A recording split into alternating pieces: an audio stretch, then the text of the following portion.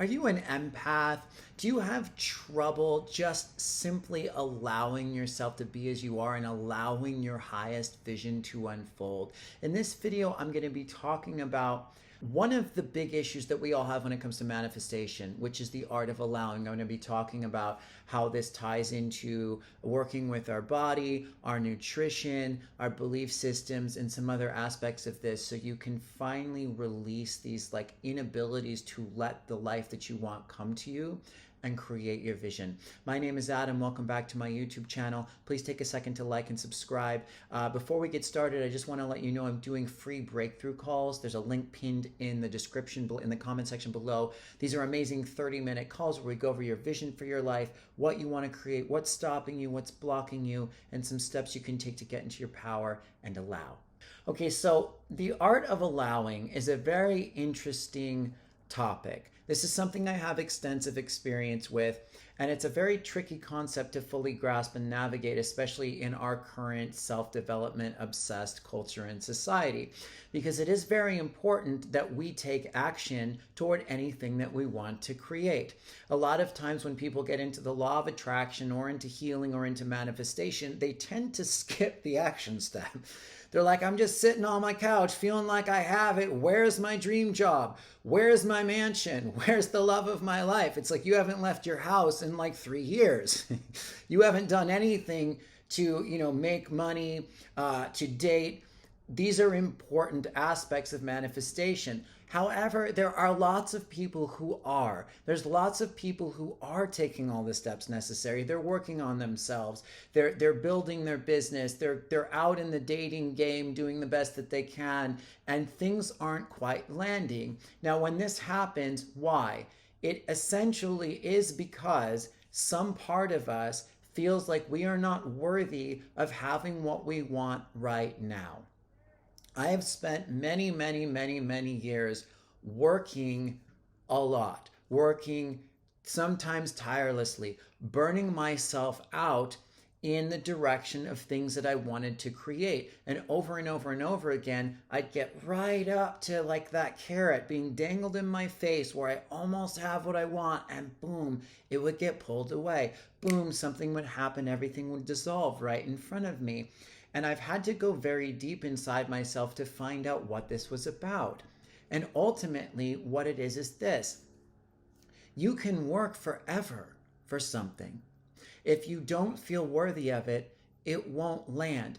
And the thing that sucks the most about this is because we live in 3D still to a great extent, and things play out over periods of time, you can recreate the same pattern over and over again, meaning like the first 80-90% of the pattern is all great and it looks great, but the cutoff at the end is still present. But you won't find that until you do all this work again. You put all this building energy and momentum again into your vision, and then at the very last minute, boom, it all falls apart. Why?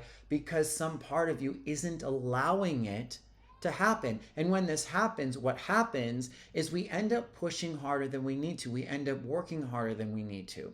So where are some of the places that this big lack of an ability to allow come from?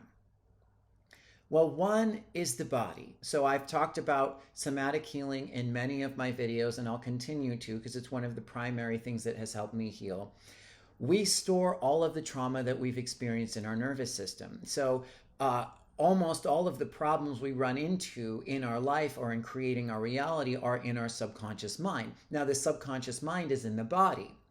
So when we don't fully discharge the trauma and events and belief systems from our past, from our body, we're still basically carrying like a calcified transmitter receiver for the trauma pattern. So we're going out, we're doing all this work, we're making all this effort, we're working with our conscious mind, believing it's possible, and at the last minute, it's like that transmitter receiver, boom, like sends out a wave into your reality and collapses and sabotages everything. So when you start to work with your nervous system and you start to work with the patterns and imprints stored in different places in your body, in your bones, in your fascia, and the pent up fight, flight, freeze energy that you haven't released from childhood, these transmitter receivers begin to dissolve and they will no longer cause a problem.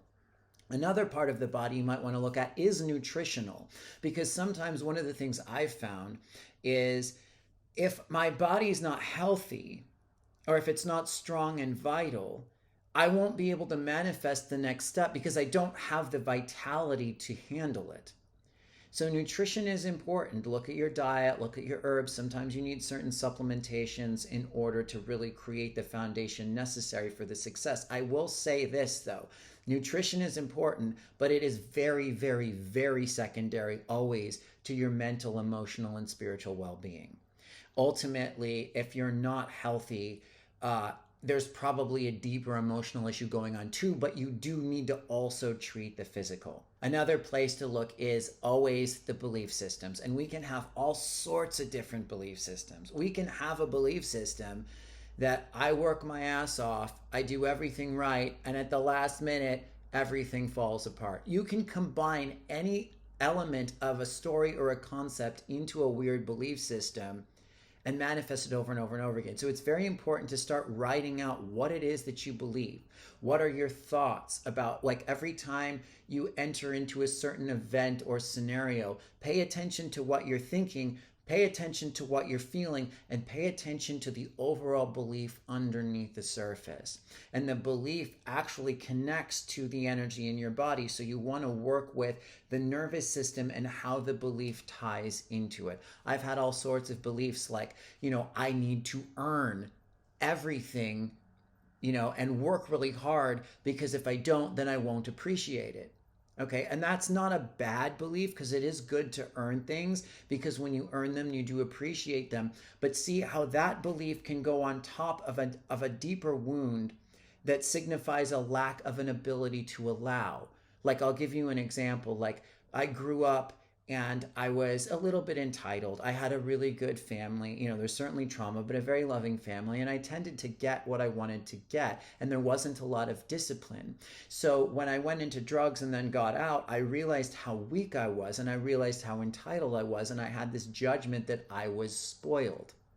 So then I was like, I need to learn how to build these muscles and work really hard for things. And I did. And for a while that served me. But then after many, many years of building those muscles and learning how to work hard for things, nothing would ever pan out. And that's because underneath the surface, I still had this, the belief that I was spoiled, entitled, a judgment on myself for being lazy, but a deeper wound that affects both sides of the spectrum. And let me explain that. So because we tend to do this, we flip-flop back and forth in polarity with the belief systems, two different belief systems that are connected to the same wound. So I had a belief that I needed to work really, really, really hard for something and earn it.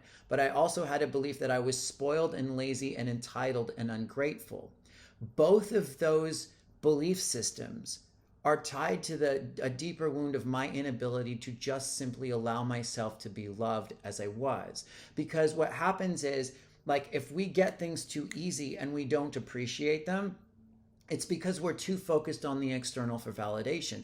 We're not worthy of love just as we are. So then we need more things and we get them and we don't care and we don't appreciate them and then we're not grateful. But then if you take that same wound and you go down the other path of okay, now I need to learn discipline and I need to work hard. I work and work and work and work and work and never receive anything for it because I still have the belief, right? And the wound that I'm not worthy of love just as I am. So I keep going back and forth in many different ways that seem contradictory and different until finally I put together that this whole thing, this whole seesaw battle is the result of the same wound underneath, which is, and a belief really, I am not worthy of love simply as I am, which comes down to not being able to allow. And what's another reason why this pattern of not allowing happens? Well, sometimes it's that you're not allowing. Sometimes it's important to understand it just might not be time yet. Sometimes the soul has its own timing. It's called divine timing. It's just not there yet because there are things you still need to learn. There are things you still need to do. It's not because you're not worthy of love.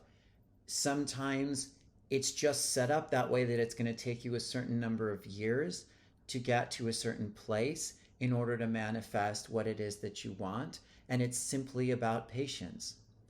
But here's the thing, underneath divine timing, what really is divine timing? Because God, whatever you want to call it, the divine doesn't have a watch because there's no time ultimately in divinity.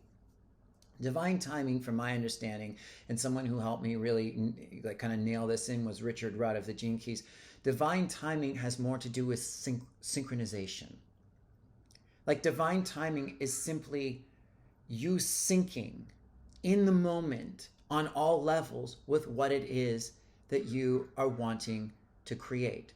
So it's important to know that if you have a desire, like a soul-based desire, a desire you feel in your body for something, that's a good thing. Don't judge your desire. It's not bad to have desire. We don't want to have too much attachment because that creates a problem. But you can have a want and a desire and a very strong want and a very strong desire without being attached to it. One of the things that messes up timing is attachment, because it's like, I need this now. And when you're saying I need it now, you're out of sync with what is and being in the state of already having it. So the more you actually work with your nervous system, the more you become present, the more you love yourself in the moment as you are, the more you become in sync with the rhythms of the earth, with the rhythms of the universe, with the rhythms of the divine. You are now in sync with divine timing, and you will call forth what you want sooner. Though still, there are still sometimes external forces that we don't fully understand, that don't fully allow it, but it's not us. So I would always recommend coming back to that worthiness of love deep within yourself. And you want to connect your energy, your mindset, your belief systems, and your nervous system and your body on all levels with the worthiness of love. A lot of it's like excavation, extrication. It's like trimming weeds until you get to the root. And when you get to the root, you can release the root and heal that core wound. And then your life will start to take the shape that you want. And the kicker is, if it doesn't, you won't care that much. Doesn't mean you won't still have a desire. Doesn't mean you won't still want to expand. It is always good. It's perfectly possible to really appreciate and love what you have and also want more. We always are looking to expand, but the more you heal that wound and love yourself in the now, the less you need those things, and then the more they come. The cool thing about being an empath with all of the things that I'm mentioning is that you're very sensitive. So you're very tuned to what's going on in your body, what's going on in your energy. And when you start to use those empathic skills, instead of like to absorb the energy around you, but to go into your own body and your own self to feel what's going on, it will serve you very, very, very well. So let me know how this goes for you. Let me know if you have any revelations, breakthroughs, questions, comments. Please, you can download my free energy clearing. It's in the description below if you want some help clearing your trauma patterns and your energy patterns. Other than that, thank you so much. I look forward to next time, and peace.